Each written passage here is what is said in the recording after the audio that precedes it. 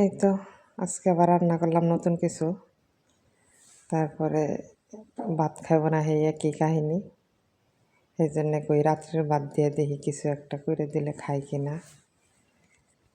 এই জন্যে গাজর, টমেটো, পেঁয়াজ, কাঁচামরিচ এটাই পইলা নিতেছি। ভাত খায় না তা না, ভাত খায়, কিন্তু মাঝে মাঝে তো একটু যখন বেশি খাইতে না চায় তখন অন্য কিছু আর কি করে দিই, কিন্তু চেষ্টা করি ভাতটাই খাওয়া দিতে আর কি। ভাতটা খাওয়া দিলে সারাদিন স্কুলে থাকে, পেটটা ভরা থাকে।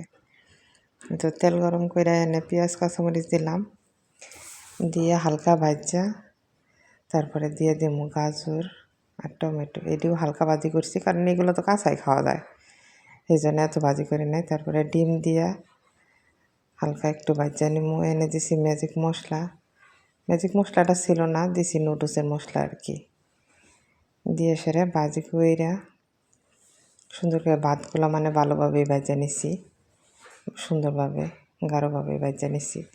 ভাজা নিয়ে দিই, এই তো রান্না করা শেষ। এখন নিয়ে দেব। আজকে আর কোনো মায়না হবে না, যেদিন ভাত রান্না করবো সেদিনই নানান বায়না। এই তো খাইতেছে, খুব মজা।